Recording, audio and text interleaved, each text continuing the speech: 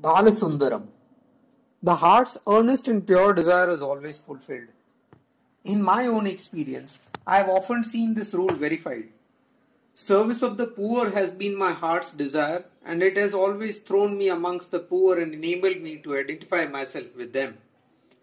Although the members of the Natal Indian Congress included the colonial-born Indians and the clerical class, the unskilled wage earners, the indentured labourers were still outside its pale. The Congress was not yet theirs. They could not afford to belong to it by paying the subscription and becoming its members. The Congress could win their attachment only by serving them. An opportunity offered itself when neither the Congress nor I was really ready for it.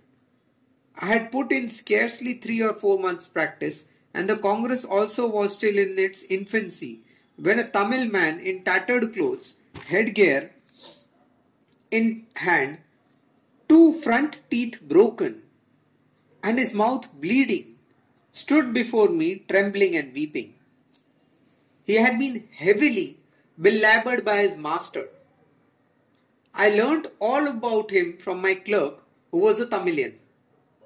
Balasundaram, as that was the visitor's name, was serving his indenture under well-known European resident of Durban. The master, getting angry with him, had lost self-control and had beaten Balasundaram severely, breaking 2 of his teeth. I sent him to a doctor. In those days, only white doctors were available. I wanted a certificate from the doctor about the nature of the injury Balasundaram had sustained. I secured the certificate and then straightway took the injured man to the magistrate, to whom I submitted this affidavit. The magistrate was indignant when he read it and issued a summons against the employer. It was far from my desire to get the employer punished.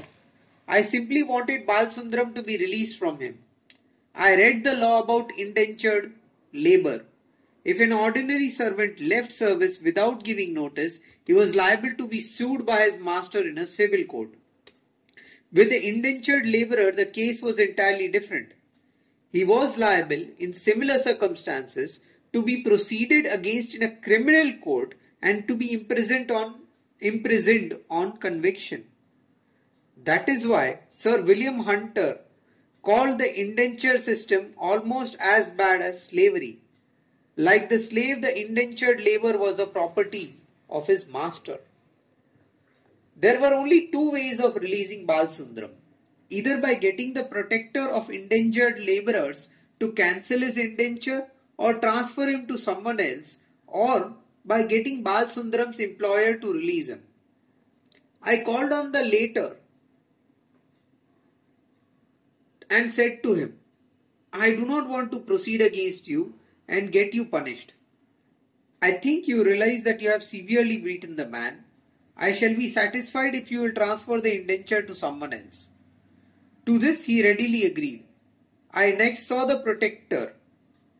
He also agreed on condition that I found a new employer. So I went off in search of an employer. He had to be European, as no Indians could employ indentured labour. At that time, I knew very few Europeans. I met one of them. He very kindly agreed to take on Balasundaram. I gratefully acknowledged his kindness. The magistrate convicted Balasundaram's employer and recorded that he had undertaken to transfer the indenture to someone else. Balasundaram's case reached the ears of every indentured labourer, and I came to be regarded as their friend. I hailed this connection with delight. A regular stream of indentured labourers began to pour into my office, and I got the best opportunity of learning their joys and sorrows. The echoes of Balasundaram's case were heard in far off Madras. Labourers from different parts of the province who went to Natal on indenture came to know of this case through their indentured brethren.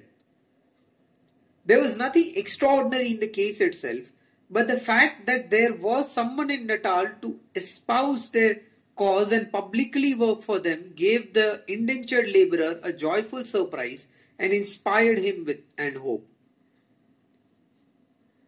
I have said that Balasundaram entered my office headgear in hand. There is a peculiar pathos about the circumstance which also showed our humiliation. I have already narrated the incident when I was asked to take off my turban.